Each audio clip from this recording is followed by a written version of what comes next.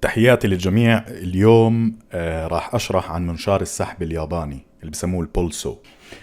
طبعا سبب تسميته بالسحب لأنه عملية القطع في المناشير اليابانية بتتم لما تسحب المنشار باتجاهك.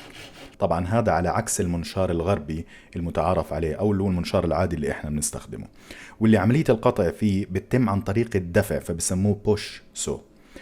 الأنواع الأفضل من هاي المناشير طبعا تصنع في اليابان بشكل تقليدي على أيدي صناع مهرة محترفين في هذا المجال. المنشار الياباني في منه عدة أنواع، طبعا تصنع على حسب العمل اللي لازم يقوم فيه. هذا النوع اللي عم بتشوفوه الآن اسمه ريوبا من شركة سوزان اليابانية. الريوبا فيه ميزتين أساسيات.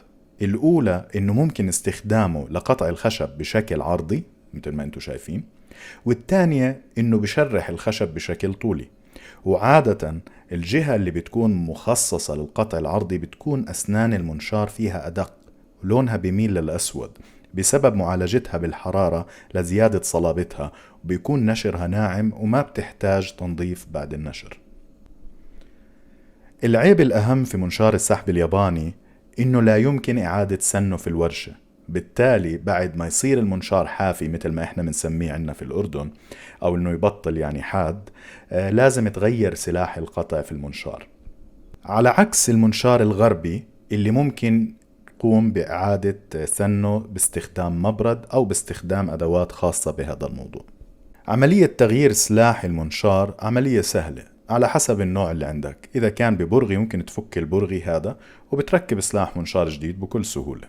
ممكن كمان في بعض الناس بيستخدموا السلاح القديم كأداة للقشط، يعني بسموه اللي هو زي السكريبر إذا بتحب، لكن طبعا بعد إزالة أسنان المنشار بشكل كامل. من أهم الفروق بين منشار السحب الياباني والمنشار العادي أو الغربي اللي هو البوش سو هو اتجاه أسنانهم. المنشار الغربي اتجاه أسنانه للأمام، أما المنشار الياباني فأسنانه تتجه للخلف. هذا السبب في إنه المنشار الياباني بيقص الخشب أو بينشره عند سحبه باتجاه المستخدم، أما المنشار الغربي بيتم النشر فيه عن طريق دفعه للأمام بعيد عنك. طيب في سؤال هون إنه طب شو الفائدة من إنه المنشار الغربي بينشر بطريقة الدفع والمنشار الياباني بينشر بطريقة السحب؟ بالنسبة للمنشار اللي بتستخدم فيه طاقة الدفع أو اتجاه حركة الدفع للأمام لتتم عملية النشر، هذا الشيء بيزيد التوتر على سلاح المنشار، بالتالي في بعض الأحيان إذا كنت تدفع بقوة بيؤدي لانحناءات سواء لاتجاه اليمين أو اتجاه اليسار في سلاح المنشار، ولو كان هذا الموضوع بشكل بسيط. وأحيانا هذا الانحراف بغير مسار المنشار في النشر سواء من الأمام أو من الخلف أو بشكل عام، فما بيكون بشكل مستقيم. هلأ العملية في منشار السحب الياباني معكوسة،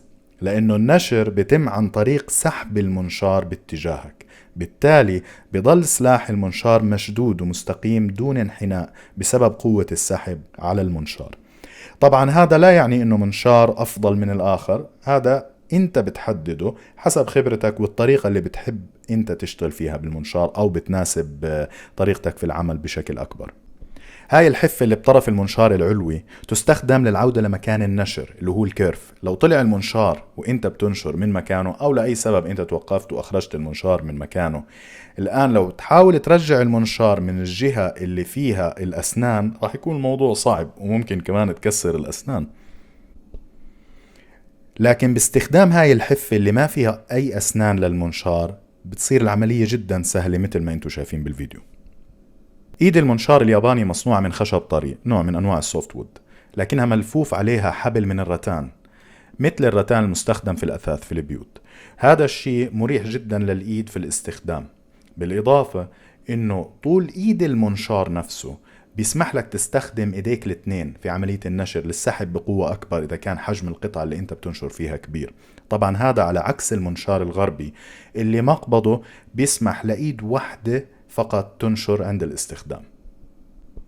خلينا نحكي عن أنواع المناشير المتوفرة بشكل عام، ربما في أنواع أكثر بس هاي اللي موجود عندي الآن.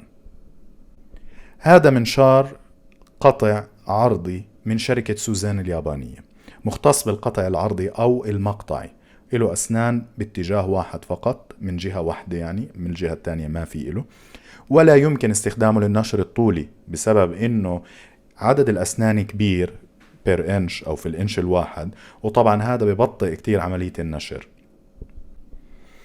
هذا المنشار نوعه ريوبا، وسلاحه هو عبارة عن 2 في 1 زي ما انتم شايفين من فوق ومن تحت. الآن الجهة بتنشر بالعرض والجهة الثانية للنشر الطولي.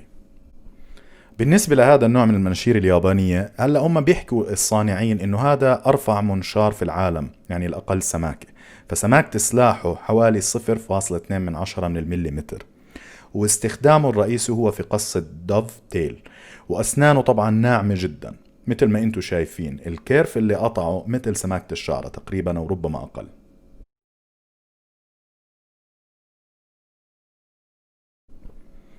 آخر منشار راح أحكي عنه هو منشار الفلاش تريمسو. استخدامه مقتصر على نشر الداولز، لأنك لو حاولت تستخدم منشار بحفة مثل اللي شايفينه ما راح تقدر تنشر بشكل سطحي موازي بسبب وجود طبعا الحفة في ظهر المنشار. طبعا هاي الميزة أيضا مش متوفرة في المنشار العادي أو الغربي بسبب انفراج أسنان المنشار يمين وشمال عن سطح سلاح المنشار نفسه، وبالتالي تترك الأسنان أثر على سطح الخشب اللي انت عم تشتغل عليه مثل ما انتم شايفين.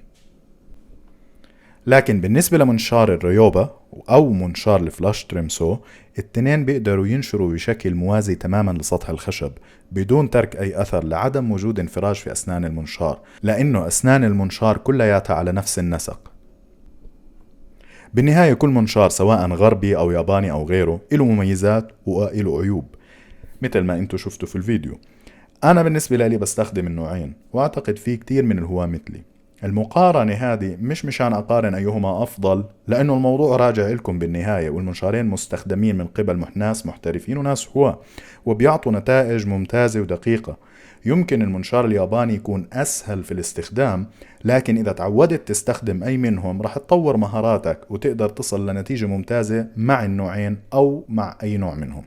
بشكركم لمتابعتكم، وإذا عجبكم الفيديو لا تنسوا تشتركوا في القناة وتفعلوا زر الجرس ليصلكم كل جديد، وإلى لقاء قريب إن شاء الله.